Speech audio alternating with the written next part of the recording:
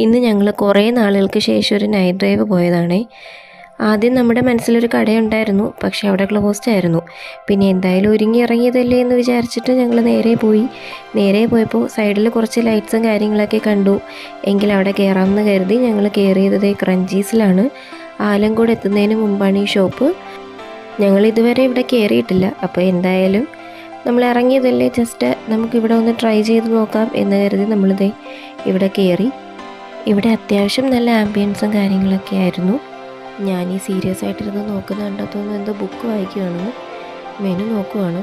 നമുക്ക് അഫോർഡ് ചെയ്യാൻ പറ്റുന്ന എന്തെങ്കിലും ഉണ്ടോ എന്നുള്ളതാണ് ഈ വളരെ സൂക്ഷ്മമായി നിരീക്ഷിച്ചുകൊണ്ടിരിക്കുന്നത്.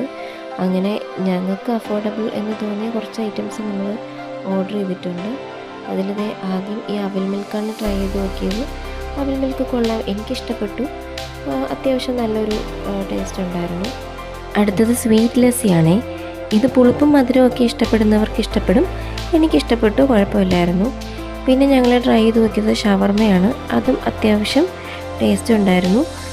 മസ്റ്റ് ട്രൈ ഐറ്റം എന്നൊന്നും ഞാൻ പറയില്ല, പക്ഷേ കുഴപ്പമില്ലായിരുന്നു, ഒരു ആവറേജ് ഐറ്റം ആയിരുന്നു.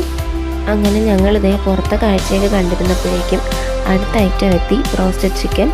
ഇതെനിക്കിഷ്ടപ്പെട്ടു. കാര്യം മറ്റ് ചില കടകളിൽ നിന്നൊക്കെ കഴിക്കുമ്പോൾ നമുക്ക് എണ്ണയുടെ ഒരു കുത്തലുണ്ടാവും, പക്ഷേ ഇതെനിക്ക് അങ്ങനെയൊന്നും ഫീൽ ചെയ്തില്ല. ഇതെനിക്ക് നല്ല ഇഷ്ടപ്പെട്ടു, നല്ല ടേസ്റ്റായിരുന്നു. അങ്ങനെ ഞങ്ങൾ അവിടെ നിന്ന് ആസ്വദിച്ച് ഫുഡൊക്കെ കഴിച്ചതിന് ശേഷം തിരിച്ച് വീട്ടിലേക്ക് പോവുകയാണ്. ഇതുപോലെയുള്ള കുഞ്ഞു കുഞ്ഞു വിശേഷങ്ങൾ അറിയുന്നതിന് വേണ്ടി ചാനൽ സബ്സ്ക്രൈബ് ചെയ്യാനും ലൈക്ക് ചെയ്യാനും ഷെയർ ചെയ്യാനും മറക്കരുത്. അപ്പോൾ ഇന്നത്തേക്ക് ഇത്രയേ ഉള്ളൂ. Love you, by.